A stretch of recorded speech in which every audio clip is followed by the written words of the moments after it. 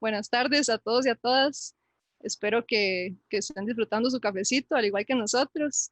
Realmente les agradecemos tomarse su tiempo para participar en este primer Cafés Marinos. Es un espacio que creamos desde el colectivo Pélagos porque notamos un vacío, como la falta de un espacio donde podamos hacer un intercambio de ideas, un intercambio de conocimiento sobre ese territorio que es tan grande en nuestro país, que es un 92%. Eh, Mi nombre es Beatriz Naranjo, hoy voy a ser la moderadora en ese espacio de Cafés Marinos, donde vamos a tener personas especialistas en diferentes temas marinos, no solo a científicos y científicas, sino también a personas de otras profesiones que les apasiona el mar al igual que nosotros. Eh, en la charla de hoy vamos a tener a una invitada, a la cual voy a presentar en unos momentos. Eh, Les agradecería que después de que ella comparte pantalla, si alguien tiene preguntas al respecto, hagan sus preguntas en el chat al usuario que se llama preguntas. Pusimos diferentes usuarios en el chat de Zoom para que puedan dirigir ahí sus preguntas al usuario que se llama preguntas y comentarios. También tenemos una rifa que, a la cual agradecemos eh, a nuestros colaboradores de Copetarrazú, de Café Buen Día. Entonces vamos a estar rifando unos paquetes que incluyen café, incluyen bloqueadores, de una marca que es un emprendimiento familiar que busca crear bloqueadores que sean amigables con el ambiente.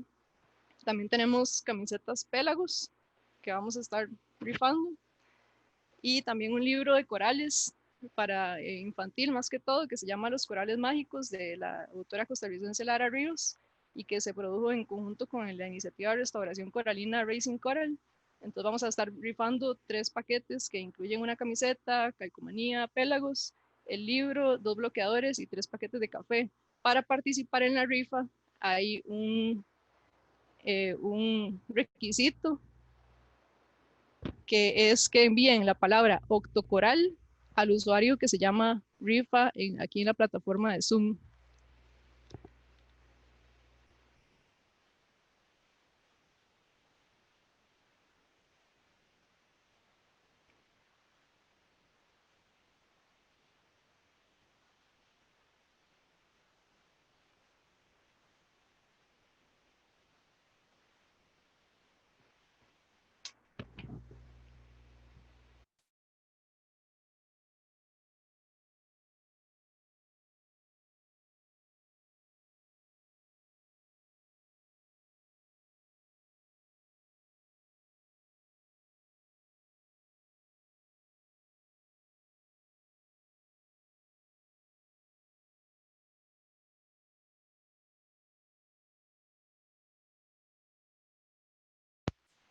Ok, perfecto.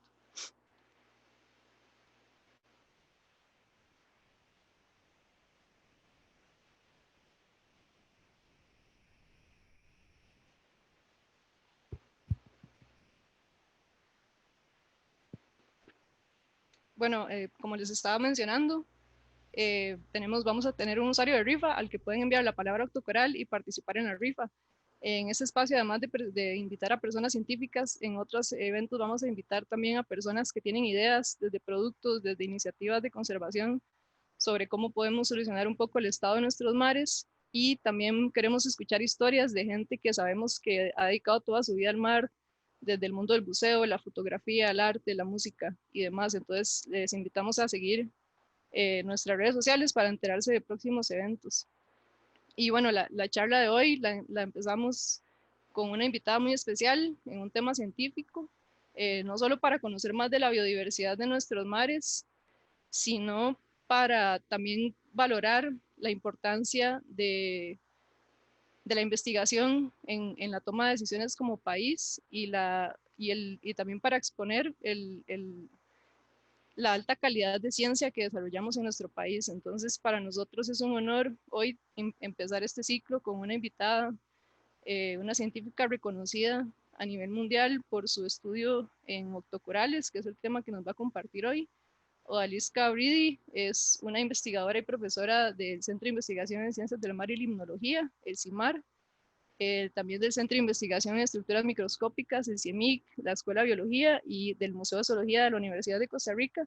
Y también se encuentra asociada al Instituto Smithsoniano de Estudios Tropicales que se ubica en Panamá. Ha dedicado su vida al estudio de los octocorales y se encuentra en un grupo muy selecto de menos de 10 personas que pueden decir que conocen sobre este grupo de animales tan interesantes. Dentro de su carrera destaca la descripción de 41 especies nuevas, completamente para la ciencia, y realmente es un honor para nosotros tener hoy a Odalisca, que tengo la oportunidad también de conocerla, no solo profesionalmente, sino personalmente, una persona que siempre está dispuesta a ayudarnos, a enseñarnos de lo que sabe, y realmente para mí es un honor tener a Odalisca aquí hoy. Hola Odalisca, ¿cómo está? Aquí con un cafecito que, Cafecito, claro. como sabes, yo soy más de té, pero hoy me hice Hoy un hizo café la excepción, muy para bien. estar acorde con los sorbos de café de ciencia, ¿verdad? Que vamos a tener en Ujú, estos programas. claro. Sí, yo tengo termo y todo aquí para... Me parece muy bien, no me escala, la verdad. Sí, sí, y no, feliz por poder hablar un poco del mar después de tantos días en la casa, volver Claro. a crear un espacio con personas que conocen tanto y no sé si nos quiere contar cómo ha sido ese proceso de convertirse en una especialista en octocorales, en qué momento se toman esas decisiones en la vida. Bueno, yo casi siempre he dicho que estas cosas aparecen y a veces es suerte que uno escoja un campo poco conocido. Y en realidad yo empecé en esto porque, digamos, cuando empecé en la universidad yo trabajaba con crustáceos, con microcrustáceos, hice mi licenciatura en microcrustáceos y en realidad me fui mucho tiempo de la universidad y cuando volví, pues quise retomar ese tema, pero con los que estuvieran asociados a corales, ¿verdad? Octocorales, más que todo y resulta que nadie sabía de los octocorales. Entonces empecé a averiguar y así fue como me empecé a meter en ese mundo, cada vez me empezó a gustar más y empecé a investigar más y a conectarme con gente. En todo esto, en la ciencia, lo mejor es hacer relaciones con personas que tienen una vida académica ya que va muy adelante de uno. Y esas personas en general son muy humildes en el sentido de que uno cree que porque son muy importantes no le van a ayudar. Y sin embargo, yo he tenido muchísima suerte, siempre tuve colaboración y ya llevo 20 años casi en esto y sinceramente ha sido digamos, algo, una carrera muy bonita, digamos, es fascinante y como vos también sabes, cada vez que uno entra al mar es una nueva experiencia y en este campo de los octocorales, cada sitio nuevo, cada profundidad diferente que uno va, encuentra algo nuevo. Entonces es un descubrir, es un constante de descubrir de cosas y obviamente hay mucho trabajo. La gente piensa que el biólogo marino es únicamente estar ahí en la playa, ¿verdad? Pero en realidad así no tiene mucho trabajo también llegar realmente a poder producir publicaciones científicas, que es con lo que a uno lo miden, ¿verdad? Ujú, Esa es la labor de los científicos, publicar el trabajo que hacemos. En mi caso, yo soy taxónoma, es decir, yo trabajo poniéndole nombre a las especies y para eso se necesita un conocimiento incluso histórico para poder trabajar ujú. en esto, ¿verdad? Sí, es una carrera que abarca muchas habilidades y muchas áreas. Y la humildad, como usted menciona, siempre se agradece en cualquier área. Ah, por Eh, supuesto, es lo yo, principal, claro. sí, sí, definitivamente. Entonces, no, le agradecemos muchísimo tomarse su tiempo y su cafecito con nosotros y le invitamos a compartir pantalla. Le recuerdo a Ujú. todos los participantes que pueden escribir sus preguntas al usuario de preguntas. Ahí tengo soporte técnico que me va a estar ayudando compartiendo las preguntas. Y también pueden hacer sus preguntas en el chat de la plataforma en vivo de Zoom. Entonces, adelante, Dalisca, muchas gracias.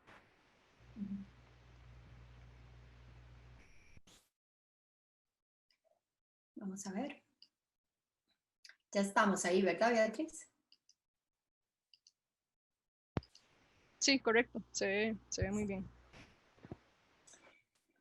Bueno, buenas tardes. Muchas gracias por haberse conectado hoy con nosotros. Entonces voy a hablarles un poco sobre estas colonias milenarias que forman castillos submarinos. Si pensamos en creaciones monumentales, los seres humanos somos capaces de crear obras estructurales ingeniosas, obras gigantescas, como por ejemplo estas que son las famosas maravillas del mundo. Si nosotros tomamos una de estas, por ejemplo, la muralla china, la muralla china es una de las grandes construcciones que ha hecho la humanidad. Es una maravilla arquitectónica, es una construcción milenaria y tiene como 150,000 kilómetros cuadrados. Se abarca, tiene un largo como de 21,196 kilómetros, una altura de 5 a 6 metros, y es una que se ha considerado de las obras arquitectónicas más importantes de la humanidad. Si lo comparamos con una de las obras arquitectónicas, digamos, comparémoslo con una de las obras arquitectónicas naturales más grandes del planeta, hecha por organismos marinos, que es la Gran Barrera de Coral de Australia. Esta Gran Barrera de Coral de Australia tiene el doble del área que tiene, por ejemplo, la muralla china. Y ha sido hecha por organismos que se llaman pólipos, que son del tamaño del borrador de un lápiz y son capaces de moldear estructuralmente un ecosistema gigantesco como este y complejo como este a partir de luz y agua de mar. Los arrecifes de coral se han comparado con los bosques tropicales en la Tierra. Los ecosistemas de bosques tropicales de la Tierra se caracterizan por ser muy antiguos, por tener una multiplicidad de hábitats, es decir, lugares donde pueden vivir muchísimas especies y por lo tanto una muy alta biodiversidad. Los arrecifes de coral, estos son desarrollados en condiciones restringidas, o sea, son muy diversos, albergan una gran cantidad de organismos, igual que los bosques tropicales, pero se desarrollan en condiciones específicas de temperatura y penetración de luz. Esto porque los corales tienen una relación simbionte, es decir, una relación de beneficio mutuo con un tipo de alga que se llaman zooxantelas. Estas zooxantelas se encuentran en los tejidos de los pólipos de los corales y colaboran con que estos animales sean capaces de construir estas formaciones gigantescas como vimos anteriormente la Gran Barrera de Australia, pero los hace dependientes de la luz porque las algas tienen que hacer fotosíntesis. Esos digamos, organismos, ¿qué son estos organismos? Estos pólipos que están dentro de los corales, o sea, que forman los corales. Este que vemos aquí es un arrecife de coral en la isla del Caño. Aquí tenemos casi que en el Pacífico de Costa Rica los arrecifes son hechos de pocas especies. Por ejemplo, en la Gran Barrera tenemos de 400 o 500 especies de corales. En el Pacífico de Costa Rica tenemos pocas especies. En el Caribe pues tenemos más especies en los arrecifes de coral del Caribe. Entonces, si vemos con detalle y hacemos un acercamiento de una de estas ramitas, podemos ver que hay como unos huequitos aquí. Esos huequitos que vemos ahí son unas copitas que se llaman cálices, que es donde está alojado ese pólipo, que es un ser vivo, es el animal que construye esa gran estructura que tiene 6 tentáculos, por eso pertenece al grupo Hexacoralia. Este grupo Hexacoralia, los corales pertenecen al grupo en que están también las medusas de mar, las anémonas y otros tipos de organismos, otros tipos de corales que vamos a hablar más adelante. Pero estos se caracterizan porque tienen 6 tentáculos o múltiplos de 6. Y esta estructura donde está el pólipo, que tiene una sola boca por la que se alimenta y hace todas sus funciones, y aquí alimenta toda la colonia, tiene una estructura especial, ese coralito, donde está alojado. Y de acuerdo a la estructura física y a la estructura que tenga ese coralito, se clasifican las especies de los corales.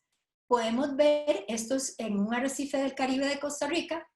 Vemos que estos corales pueden formar unas cabezas gigantescas que les dicen corales cerebro, que se levantan sobre el sustrato, y vean que son bastante diferentes a algunas que se encuentran en el Pacífico.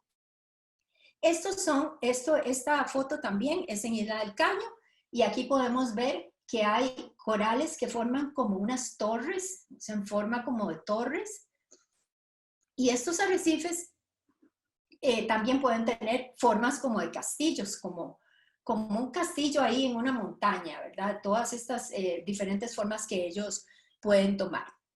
Pero ¿qué pasa? Estos arrecifes de coral van a estar van a tener limitado su crecimiento, o sea, no van a poder formar estas estructuras, esos edificios, en lugares donde la penetración de la luz no es apropiada y la temperatura no es apropiada. Entonces están limitados a una franja de crecimiento. Además de eso, hay otros factores que los pueden afectar.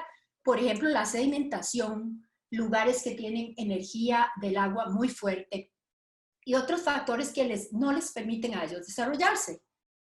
Entonces, ¿qué pasa en esos fondos marinos cuando ya los corales no lo logran? O sea, ya los corales no pueden hacer nada. Entonces, ¿quiénes son los que van a asumir esa función? ¿Quiénes son los superhéroes que van a llegar a formar esa estructura del sustrato? Pues estos son los octocorales. Los octocorales, como pueden ver aquí, son estructuras muy diferentes. Vean que tienen formas como parecen de diferente grosor, y vamos a ver otras diferentes formas que tienen. Estos pueden ser los principales formadores de sustrato en lugares como puntas rocosas, bajos rocosos, bajos con arena y limo, sitios que están llenos de sedimento. Y entonces, como podemos ver aquí, esto es una punta rocosa, un arrecife rocoso que está en Santa Elena, en el norte de Costa Rica, y podemos ver aquí cómo estos corales es lo único que está en esa roca. No vemos corales duros, sino que solo estos corales, porque ese es un sitio con una alta energía. Entonces, los octocorales están en todos los océanos. Hay una gran diversidad de ambientes, desde ambientes muy someros hasta ambientes muy profundos. Hay alrededor de unas 3.000 especies y unas 45 familias. Unas 45 familias, y también se pueden encontrar en los arrecifes de coral asociados con corales duros, como por ejemplo en el Caribe. En el Caribe nosotros podemos encontrar en algunos sitios corales y octocorales juntos, conviviendo entre ellos. Estos octocorales del Caribe tienen asociación con zooxantelas, con estas algas que les hablé. Entonces también ellos van a depender también de la luz. Los octocorales que tenemos en el Pacífico y en zonas profundas, estos no tienen zooxantelas, o sea, no van a tener esa limitación. Pero estos octocorales del Caribe son capaces de crecer en lugares donde, como ustedes pueden ver en esta foto, ya no hay corales duros. Por alguna razón, los corales duros, formadores de arrecife, desaparecieron, quedando unos pequeños parchecitos aquí, y vean cómo asumen los octocorales el lugar de ellos. Entonces, estos organismos incluso se asocian a lugares contaminados en los arrecifes del Caribe. Entonces, se han utilizado como indicadores de contaminación. Entonces, como podemos ver, los octocorales tienen diversas formas. Como vemos aquí, pueden ser como unas tiras, como unas ramitas, ¿verdad? Colgantes. Pueden ser como cepillos, como estos. Pueden ser abanicos con unas mallas, con unas colonias con forma de malla.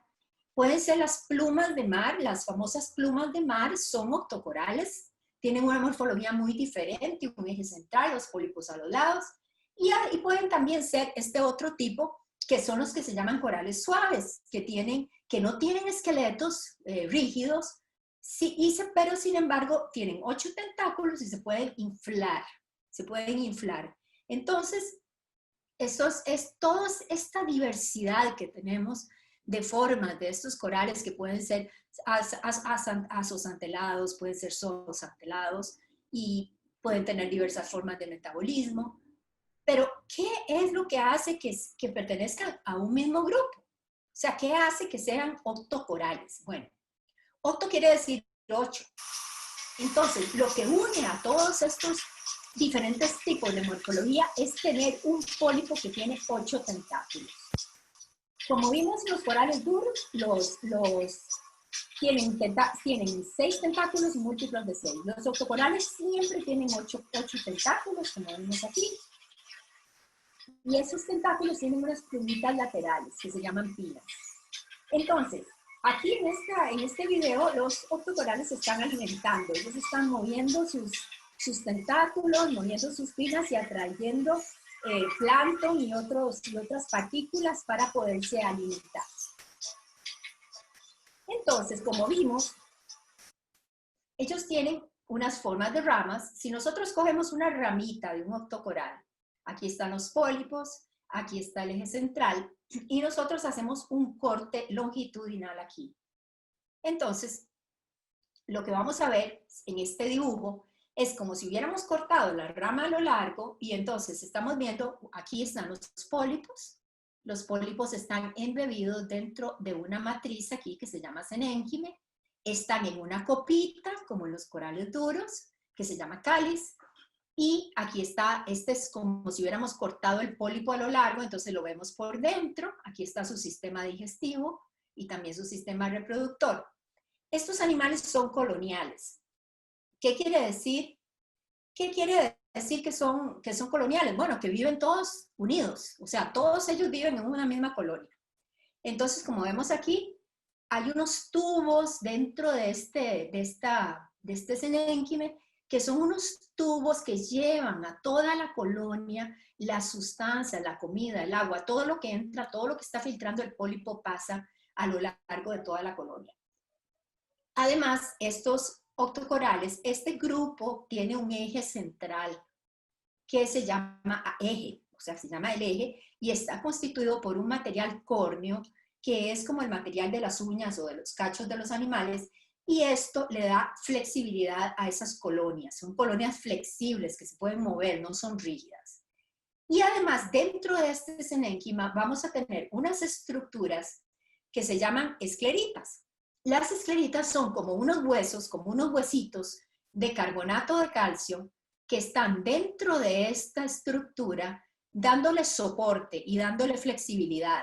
Como ven, las escleritas tienen diferentes formas y ellas se hacen un engranaje entre ellas. Pueden estar en diferentes tipos en la parte del pólipo, diferentes tipos pegados al eje y otros tipos en la parte superficial, dependiendo de las familias, los géneros y las especies. Estas escleritas son uno de los caracteres principales para la taxonomía, es decir, para identificar especies. Estas son diferentes tipos de escleritas vistas en el microscopio electrónico de barrido, donde podemos verlas en tercera dimensión. Cada grupo de escleritas representa un género diferente, una familia diferente, pero en cada especie hay un conjunto de varios tipos. Entonces, uno los reconoce por los diferentes conjuntos de varios tipos de escleritas que hay. Entonces, vamos a ver aquí. Entonces, si hacemos un viaje submarino, vamos a entrar en un arrecife del Caribe. Este es un arrecife que tiene unos entre 8 y 10 metros de profundidad en el Pacífico de Costa Rica, península de Osa, cerca de Corcovado. Es un ambiente con mucha energía. Vean cómo se está moviendo el coral, vean cómo se mueven los abanicos, la corriente ahí les pega muy fuertemente, ahí no hay ningún coral duro. Estos octocorales son los que están haciendo la estructura, son los que están formando los edificios de ese arrecife, son los que le dan pues la tercera dimensión. Este tipo de corales los encontramos hasta 35, 40 metros de profundidad y dependiendo de la especie, vean aquí cómo se ven los pólipos, en esta otra especie diferente a la que vimos antes, aquí también se ven los pólipos. Dependiendo de la profundidad hemos visto que existe como una zonación, es decir, hay diferentes especies como a diferentes profundidades. Entonces, siempre tenemos una curiosidad por qué es lo que hay más abajo. Nosotros podemos observar esos corales de este tipo que les acabo de mostrar, digamos, podemos observar con buceo, con tanques. Pero después hay una limitación para ir a las aguas más profundas. Y siempre tenemos como esa duda, ¿qué habrá en esos fondos profundos? Y en general siempre se ha hablado se ha creído que los fondos marinos son como desiertos.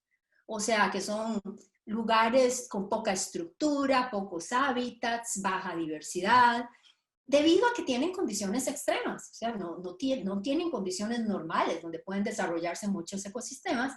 Y lo que lo asociamos es con bichos extraños que viven ahí, adaptados, muy bien adaptados a esas condiciones.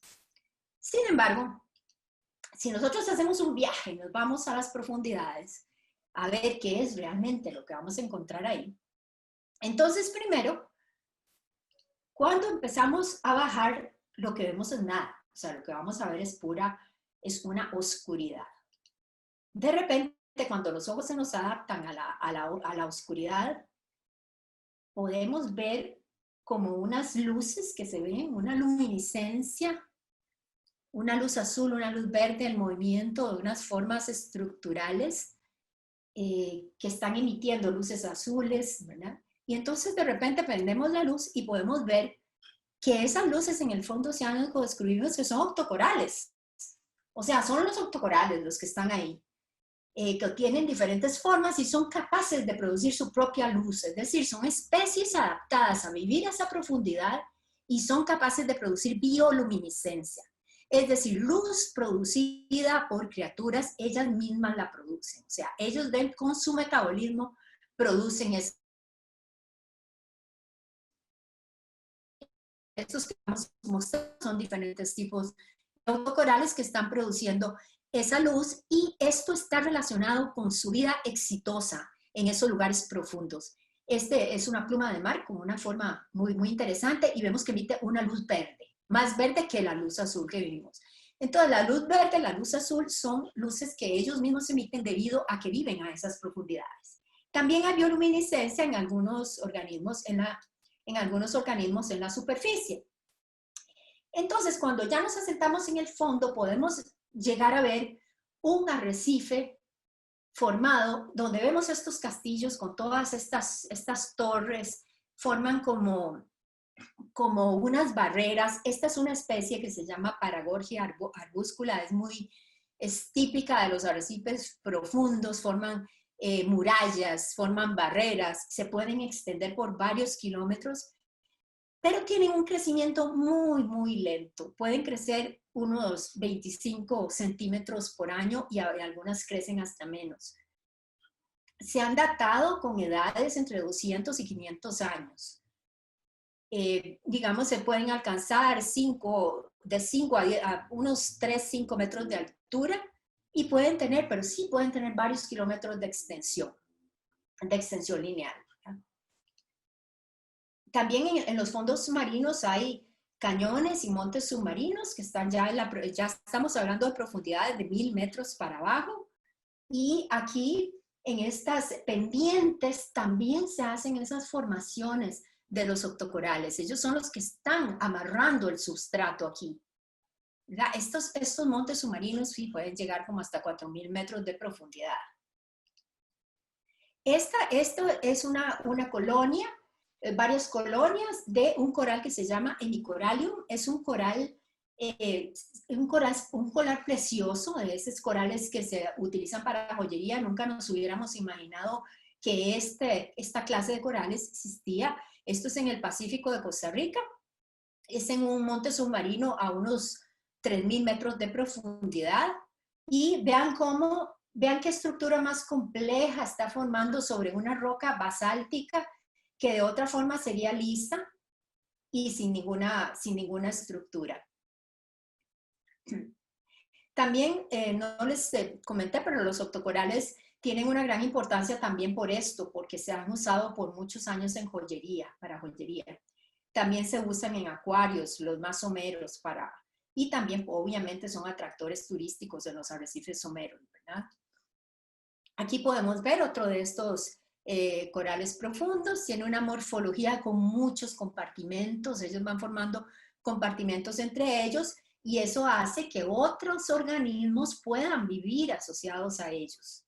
Por ejemplo, si vemos este coral bambú, le dicen coral bambú porque vean que tienen el eje como con unos nudos aquí. ¿Ya? Entonces, este coral puede tener, se han datado, estos se han datado y con edades de 500 a 1000 años. O sea, pueden ser colonias milenarias. Pueden alcanzar de 2 metros de altura y 2 metros de ancho y pueden estar muchos de ellos juntos y obviamente crear unas estructuras espectaculares. Aquí también podemos ver que también hay esponjas marinas. Esta es una esponja marina y las esponjas marinas también ayudan junto con los autocorales a formar esos ecosistemas, a construir esos ecosistemas profundos. Y entonces esos substratos que ellos están produciendo, vean que son adaptados para que otros organismos, como vemos aquí estos cangrejos, vayan a vivir ahí, vayan a encontrar ahí sus refugios. En este acercamiento, que son montes submarinos en Costa Rica, en el Pacífico de Costa Rica, esto es a 2000 metros de profundidad, podemos ver cómo en estos ambientes formados por estos corales, vean cómo hay otros organismos, como por ejemplo, otro tipo de coral duro, pequeño, solitario, como este que está aquí. Vemos aquí anémonas de mar que buscan sus refugios aquí alrededor de ellos. Y por supuesto, pues organismos como estos brachiópodos, que son organismos que viven en las profundidades.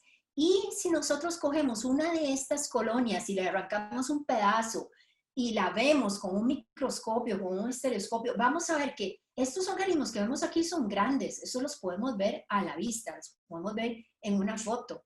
Porque estas colonias, si lo vemos en escala, estas colonias pueden alcanzar hasta 2 metros de altura, ¿verdad? Entre 1 metro, 2 metros de altura. Algunas pueden medir hasta 3 metros de altura. Entonces, podemos decir que estos organismos son grandes, pero si agarramos un pedazo y lo vemos, podemos ver que hay un montón de organismos pequeñitos, microscópicos, que están viviendo también asociados a estos organismos.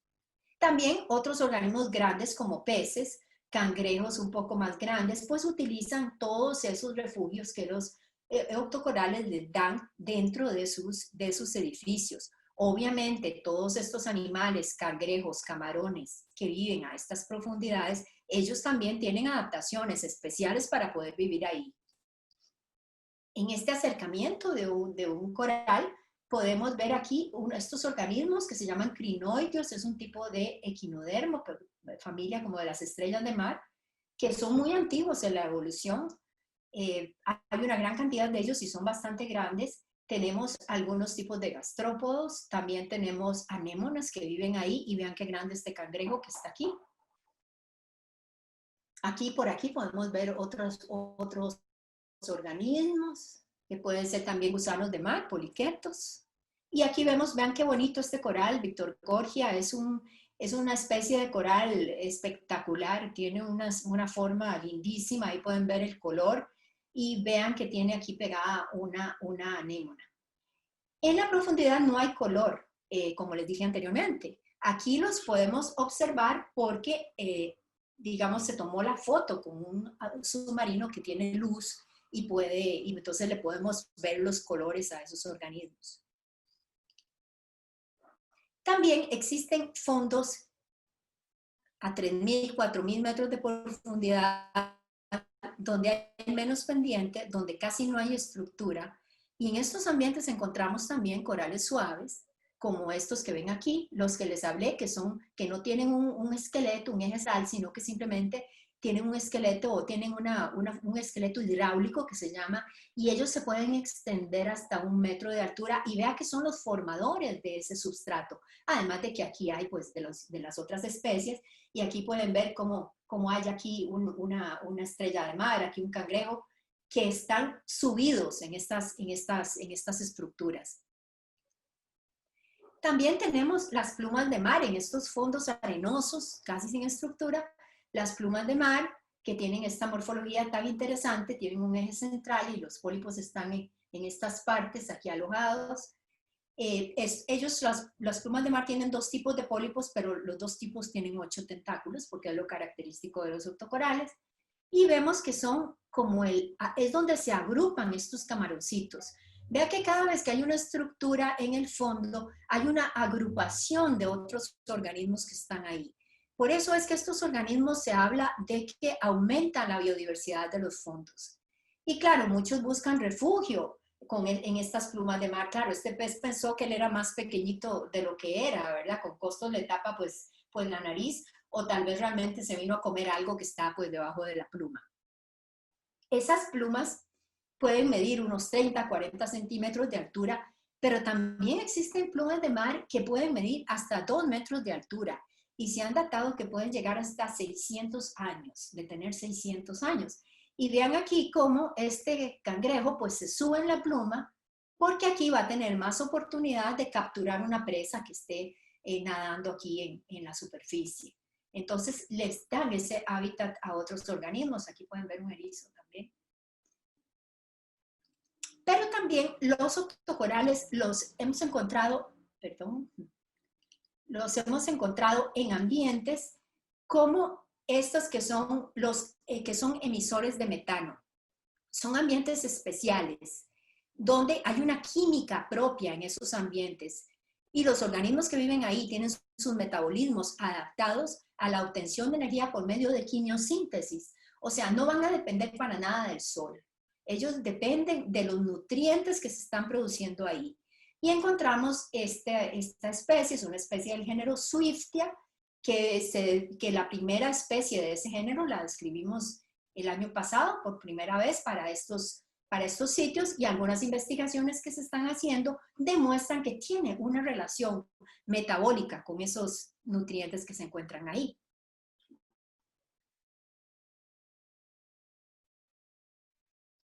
Pero, ¿qué pasa? Como todos los superhéroes, los octocorales tienen su kriptonita. Son organismos muy, muy antiguos y entonces pueden tener muchas debilidades.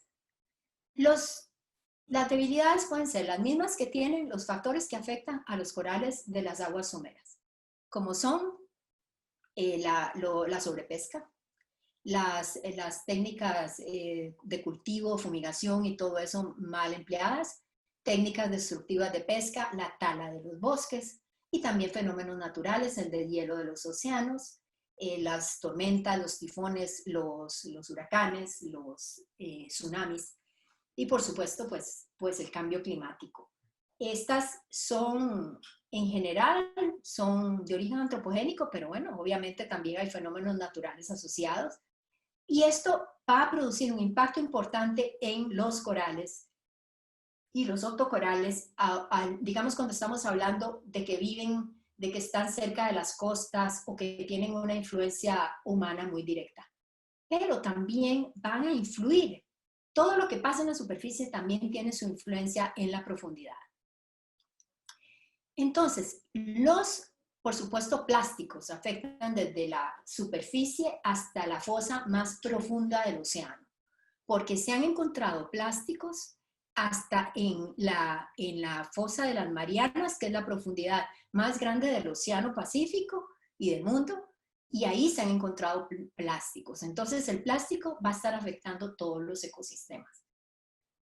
¿Qué otras cosas afectan a los corales profundos? Bueno, la extracción, la extracción de hidrocarburos, la extracción de gas, los arrastres que se hacen en profundidad, porque como los humanos ya agotamos la pesca superficial, entonces ahora ya se están buscando sitios ya más profundos para ir a sacar lo que está abajo, porque ya nos comimos todo lo que está arriba o lo manejamos mal, lo estuvimos manejando mal y entonces ahora ya no hay nada, hay que ir a la profundidad.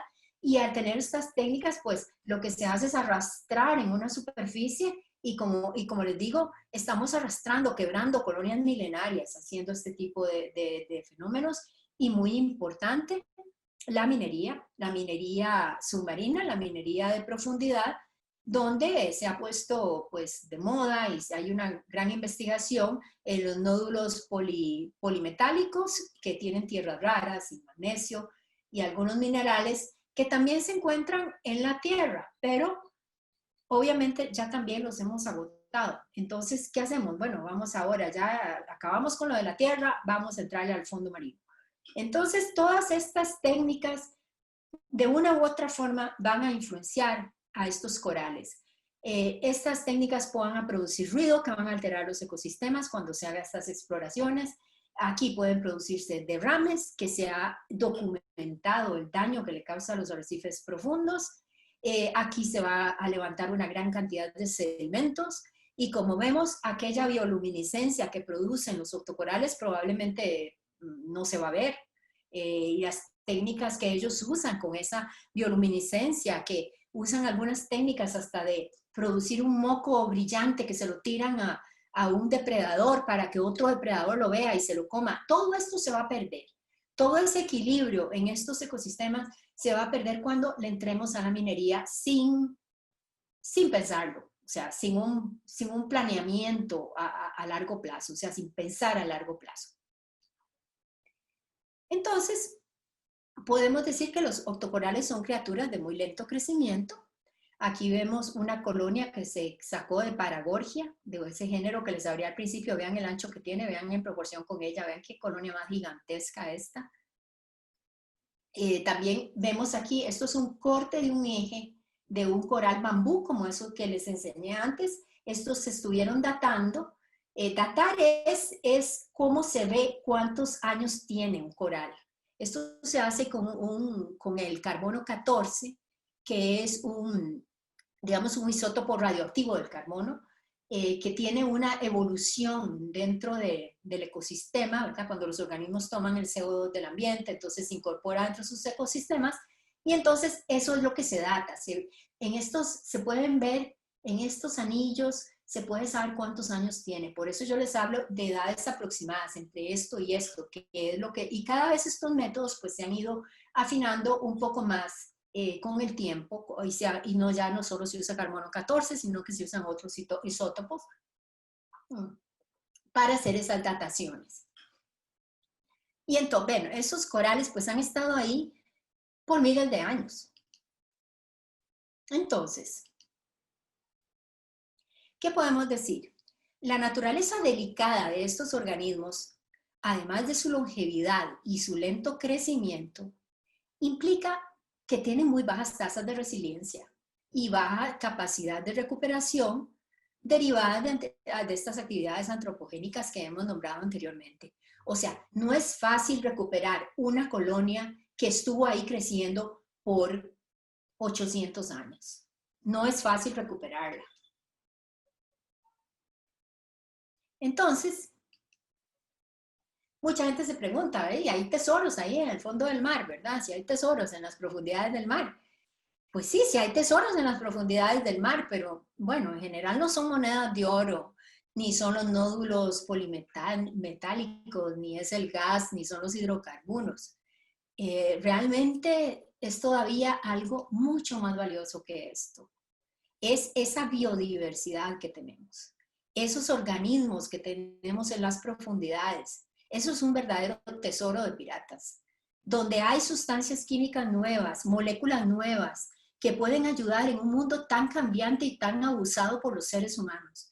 Esas moléculas van a salvarnos en algún momento, vamos a encontrar la cura para muchas enfermedades. Ya en los octocorales se han sacado sustancias que son importantes para tratar el cáncer, para tratar algunas enfermedades infecciosas. Es un tesoro, es una biblioteca donde se guarda una cantidad de secretos que todavía pues no se han descubierto. Bueno, eso es como lo que les traía hoy y muchas gracias. Aquí, domo arigato gozaimashita, ¿verdad? En japonés, por este cuento me gusta mucho. Muchas gracias a Beatriz y al grupo de Cafés Marinos, Pelagos, por la invitación. De verdad ha sido muy agradable poder participar en esto con ustedes.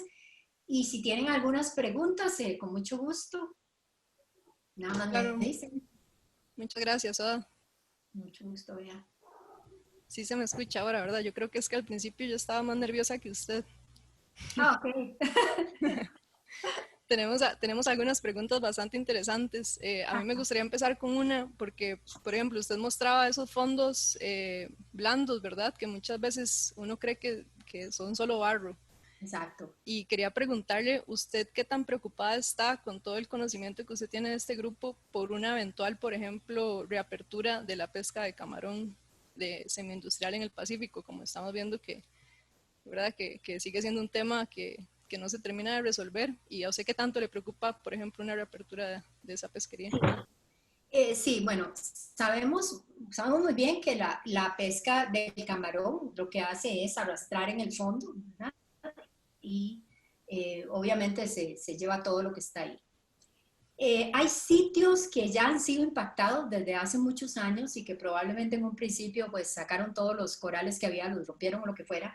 Sin embargo, el problema aquí no es, yo siempre he pensado que es una pesca que se podría manejar con esos sitios que ellos les llaman pescaderos, que son sitios que ya han sido impactados y que ya se conoce el ciclo del camarón, en algunos creo, y entonces podrían seguirse pescando. Pero esa no es la idea, porque como todos los recursos han colapsado, cada vez van a buscar otros lugares, van a explorar otros lugares donde sacar el camarón. Obviamente a los que arrastran camarón no les sirve pescar donde hay un arrecife, porque la red se les va a pegar. Pero, por ejemplo, los octocorales, la muerte de los octocorales es cuando se arrancan. Precisamente cuando un octocoral se despega de su base, hasta ahí llegó. O sea, ahí es cuando los octocorales se mueren. Entonces, precisamente, esa pesca es una pesca muy destructiva a nivel de las profundidades que se pesca aquí, que creo que se pesca hasta 1000 metros.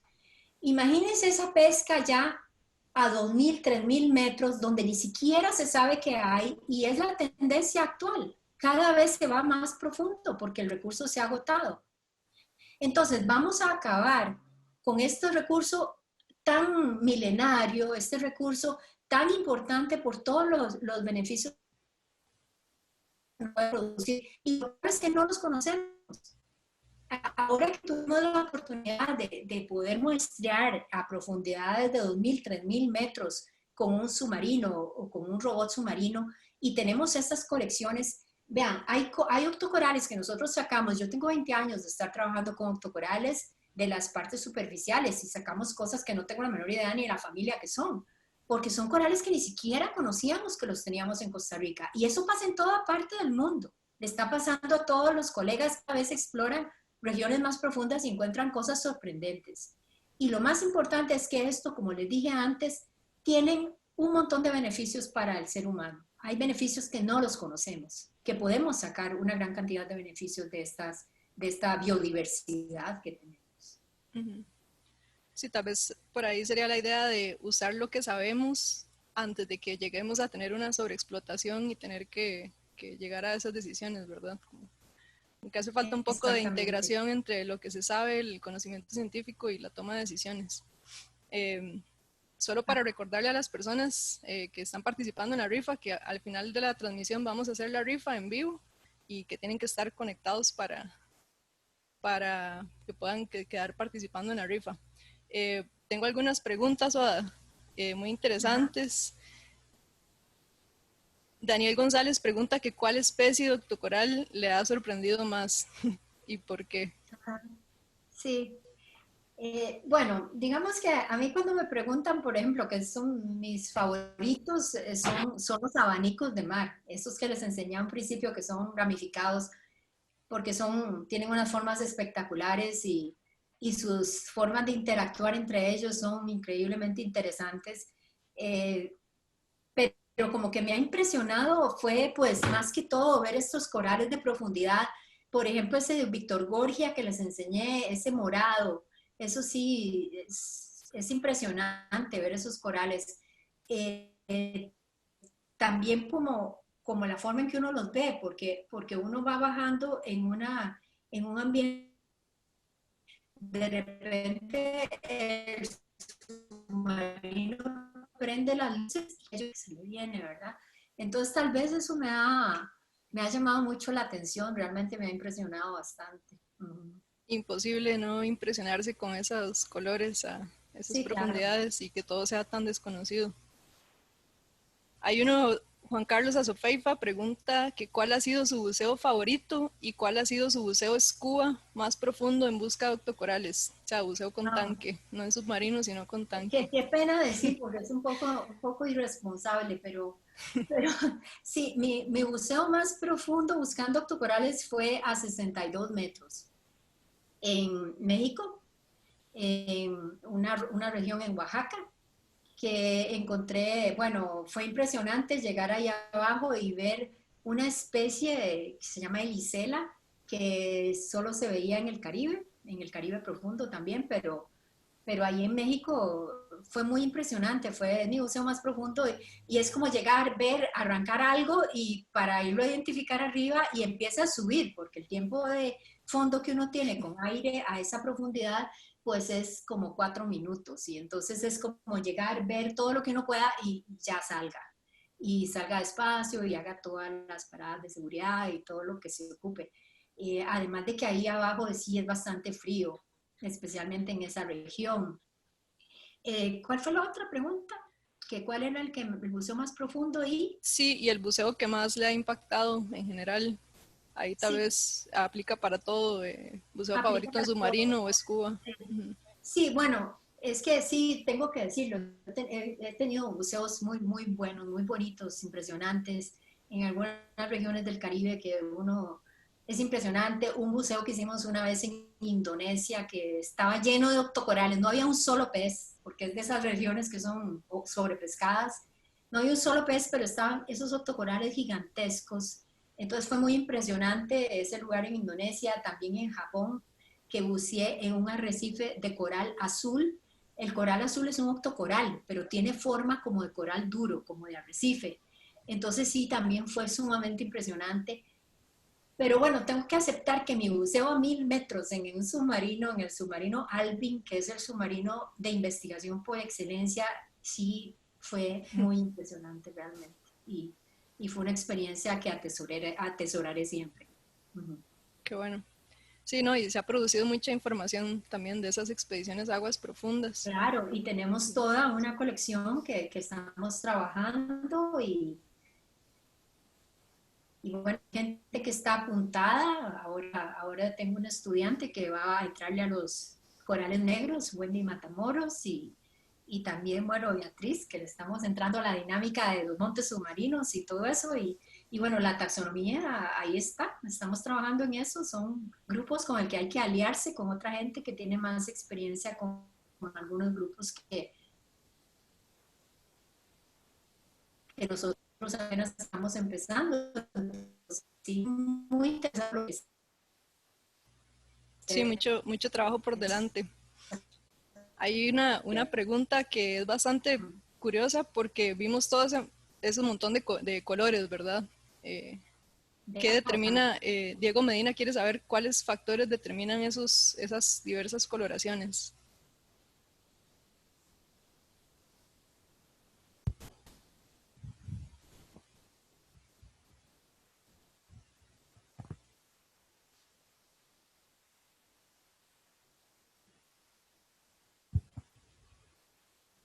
Hola, Oda, ¿me escucha?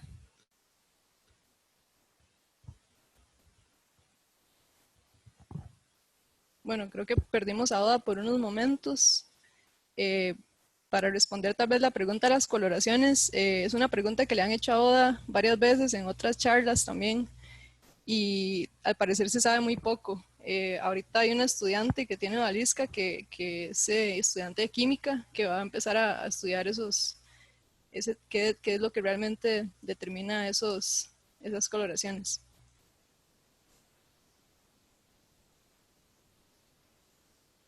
A ver si perdimos a Balisca del todo.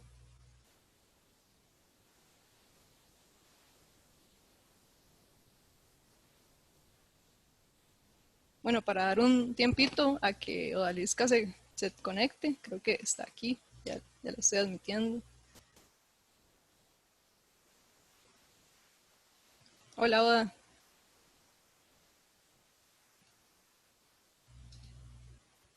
Ya vea, Ya, ya. por alguna razón no te oí y se desconectó la cosa. Sí, no, tranquila. había una pregunta sobre cuáles factores determinan la coloración de los corales.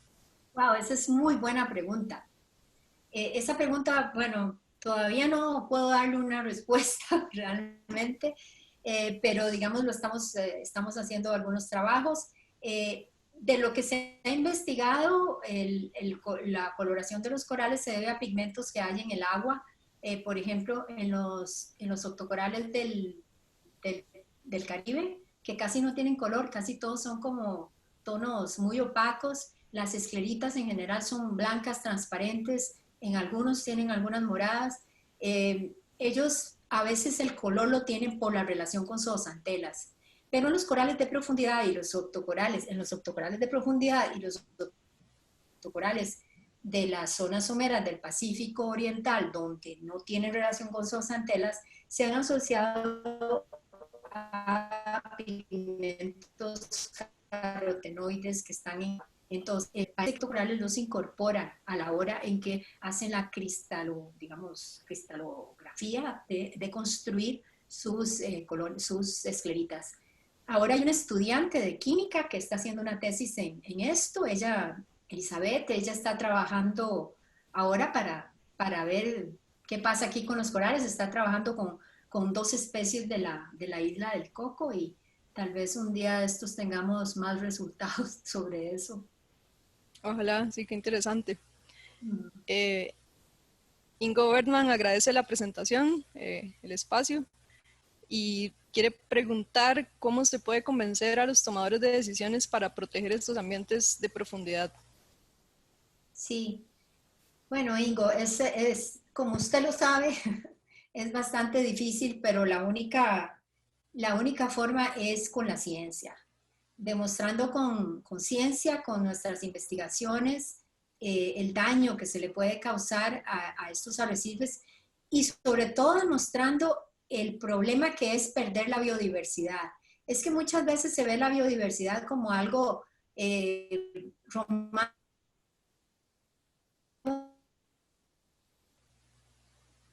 No, la biodiversidad tiene un significado mucho más profundo. La biodiversidad es lo que le da estabilidad a los ecosistemas. Es que cuando unos componentes de un ecosistema se mueren, otros van a tomar su lugar y vamos a seguir teniendo beneficios de esos ecosistemas. Entonces, yo pienso que demostrando, saliendo más a la luz con los resultados que nosotros estamos obteniendo de las investigaciones, yo creo que sería la única forma de convencerlos. Beatriz y yo participamos en un evento para hablar sobre esto, del crecimiento lento de los corales, de los fondos profundos. Y hubo alguna gente que no tenía la menor idea sobre eso, estaban impresionados de eso. Entonces yo pienso que es con investigación científica con la que vamos a poder conseguir esos objetivos. Sí. Sí, tal vez lo que falta es como esa conexión, ¿verdad? Como la apertura de esos espacios más frecuentes donde los tomadores de decisiones y científicos y científicas se reúnan. Claro, pasa cuando pasan como ya cosas muy específicas, como proyectos de ley, como ahorita, por ejemplo, lo de la explotación petrolera que se quiere impulsar y que hay todo un proyecto de ley para que no le suelten esa ley, ¿verdad? Pero sí, es algo muy importante. Hay una pregunta que está relacionada a lo de los colores y es como si una especie puede tener diferentes colores. ¿Quiere conocer esto, Rebeca Cambronero? Sí, sí pueden tener diferentes colores. La misma especie puede tener lo que se llaman morfotipos. Entonces, esos, en realidad en este caso llamarán cromotipos. En realidad eso se da mucho en los corales más suaves, esos que les enseñé que no son gorgonias, que no tienen esqueleto. A veces hay unos que son anaranjados, otro que es rojo, otro que es blanco, y son la misma especie. O sea, se ha encontrado que son la misma especie hasta con análisis moleculares. Esa variación en el color, incluso estando en el mismo hábitat, ha sido difícil de interpretar, pero sí se ha encontrado que tiene que ver con alguna sustancia química que ellos sean más capaces de meter en su sistema. Y en las gorgonias hemos encontrado algunas, hay unos abanicos de mar que se encuentran en algunos lugares del Pacífico de Costa Rica que tienen una coloración morada y también en el centro pueden tener una coloración amarilla. o pueden tener una coloración verdosa y tener un borde de otro color. Algunos otros tienen, digamos, como un video que les enseñé al principio de unas colonias que están moviéndose allá en Bahía Santa Elena. Esas tienen dos colores, tienen como un aro morado donde salen los pólipos y la colonia es amarilla, pero podemos tenerlo inverso y son la misma especie. Podemos tener el aro amarillo y la colonia morada, y entonces ahí esa variedad se da en el color de las escleritas. Ok, interesante. Tal vez una pregunta ya para ir finalizando la sección de preguntas es ¿qué tan alta es la diversidad de especies en Costa Rica y cómo se compara esta biodiversidad comparada a nivel internacional? Sí, bueno, la diversidad no se mide así como, casi siempre se compara regionalmente, digamos. Si comparamos, por ejemplo, el Caribe con el Pacífico en Costa Rica. El Caribe tenemos una gran cantidad de especies de octocorales, tenemos como 30 especies de octocorales, y en el Pacífico sí tenemos como 30 también, digamos que es comparable. Pero si nosotros comparamos, por ejemplo, el Pacífico de Costa Rica con el Pacífico de Panamá, en el Pacífico de Panamá tenemos más especies que aquí. O sea, tenemos más especies de las que hay en el Pacífico de Costa Rica. El hablar de cantidad de especies tiene mucho que ver con el esfuerzo de exploración. Entre más se explora, más especies se encuentran. De hecho, a veces uno describe una especie diciendo que es endémica de una región y después la encuentra en otras dos regiones más. Entonces, no necesariamente nosotros describimos un abanico de mar para la isla del Coco como endémico de la isla del Coco, y unos años después pues lo encontraron también en Malpelo, el mismo abanico, y entonces sí podríamos decir que tiene que ver mucho el esfuerzo de exploración. En Panamá hemos hecho una exploración muy, muy exhaustiva en la parte del Golfo de Chiriquí y parte en el Golfo de Panamá. Entonces, por eso es que también se tiene mucha información. Incluso se ha explorado la zona mesofótica en Panamá, en algunos bajos ahí. Ahora aquí en Costa Rica, cada vez que empiezo a trabajar con muestras que hemos sacado de la isla del Coco, ya más abajo de 50 metros, ya en la zona mesofótica y en la zona profunda, pues la biodiversidad va aumentando. Entonces tiene mucho que ver con eso, con el esfuerzo de exploración. Uh-huh. En De este hecho, momento yo diría que del Pacífico, Panamá es un núcleo digamos, un centro de biodiversidad. Perdón, Bea. okay. Sí, no, refiriéndose a eso de que cada vez se encuentran cosas nuevas, usted describió también una familia nueva de octocorales, ¿verdad? Ajá, De la sí, isla del Coco. Tal sí, vez si nos cuenta un poco sobre eso, porque creo que fue un hallazgo bastante importante que no pasaba hacía muchas décadas. sí. Sí, describir una familia nueva es como, ya, uno puede describir géneros, especies, pero familia es un nivel taxonómico jerárquico superior que abarca varios géneros y varias especies. Entonces, en octocorales del Pacífico Oriental no se había descubierto ninguna familia nueva desde hacía como 60 años, 6 décadas. Y encontramos en la isla del Coco, como a 400 metros de profundidad, una especie de estos corales suaves, y pues se recolectó y la vimos y fue como qué locura, porque yo no me imaginé que en Costa Rica hubiera de ese tipo de corales, ni siquiera que existiera, por el tipo de exploración que habíamos hecho. Entonces me puse a estudiarlo en colaboración con un colega especialista exactamente en eso, y entonces fue toda una experiencia. Él me dijo, esto tiene que ser nuevo, hagamos esto y esto. Entonces hicimos análisis con otro colega que en Alemania, un costarricense, Sergio Vargas. Él hizo toda la parte molecular, nosotros hicimos la parte morfológica, y entonces sí, encontramos que era una especie nueva, la describimos como especie nueva, y se llama Aquaumbra. Le pusimos ese nombre que quiere decir sombra de las profundidades o fantasma en las profundidades, porque es blanca y se ve muy fantasmagórica. Entonces la familia se llama Aquaumbride. Y entonces fue como, wow, encontramos esto aquí. Cuando hicimos estas expediciones profundas, vimos que el rango de profundidades a las que llegan las especies hasta 600 metros, pero el submarino que usamos en la isla del Coco llega hasta 400. Entonces vimos que incluso el rango de profundidad era más profundo. Y como un par de años después, una colega del Museo Smithsonian de Washington me mandó una muestra de una que había encontrado en el Golfo de México, o sea, en la parte Caribe, a la misma profundidad, a 400 metros, y me dijo, vieras que esto se me parece a esa familia que ustedes describieron. Y lo vimos y era la misma especie. Entonces fue un descubrimiento muy, muy loco, porque después encontramos que está en los dos lados, ¿verdad? Está en los dos océanos y a la misma profundidad. Entonces ahí se va armando la historia, ¿no? Entre colaboraciones. Entonces, sí, fue una experiencia muy, muy interesante. Siempre es interesante cómo se seleccionan esos nombres para especies y Sí. grupos de biodiversidad nuevos en general. Muchas Sí. gracias, Oda. No sé Okay. si realmente le agradecemos. También le vamos a hacer llegar un paquetito de los que tenemos como para la rifa en Bueno. agradecimiento. Ajá. Si quiere dar un comentario final, algún Sí, mensaje.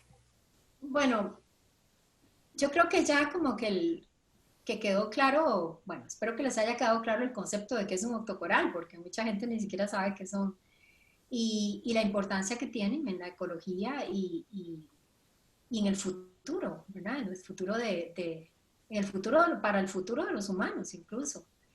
Los seres humanos vamos a desaparecer y los corales probablemente sigan ahí si no los destruimos, pero podemos sacar muchos beneficios, entonces valdría la pena pensar en estos mecanismos de protección y también los invito a que vayan al mar, se pongan la mascarilla y van a encontrar corales desde la pura superficie del mar y no tienen ni que usar tanques y ahí pueden encontrar un montón de especies que probablemente las vieron antes y pensaron que eran unas matillas y yo espero que ahora las vean con otros ojos y sepan que son estos animales de 8 tentáculos que están alimentándose y que producen un montón de sustancias químicas y tienen una relación con otro montón de organismos.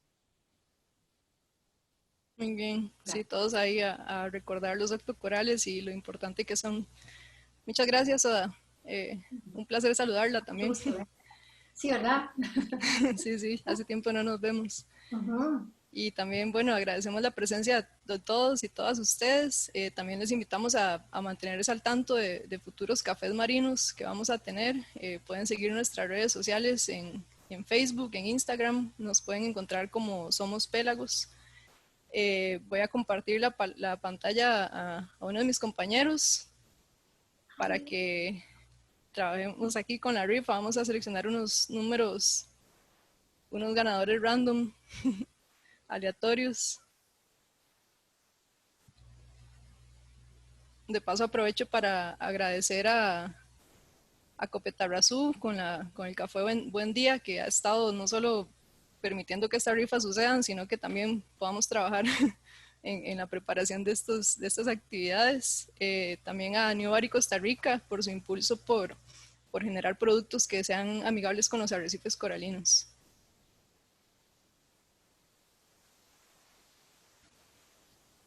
Ok, tenemos un primer ganador o ganadora.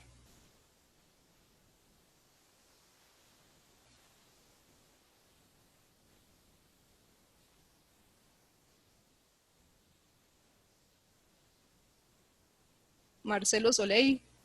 Felicidades, Marcelo. Ahí tenemos sus contactos, su contacto de correo electrónico, entonces vamos a hacerle llegar el paquete de premios. Lamentablemente solo podemos hacer entregas dentro del país, así que no tenemos ahorita envíos internacionales. Vamos con un segundo o segunda ganadora.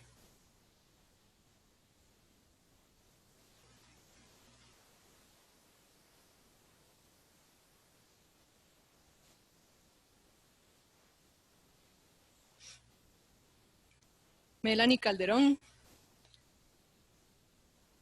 Muy bien. Y un tercero o tercera ganadora.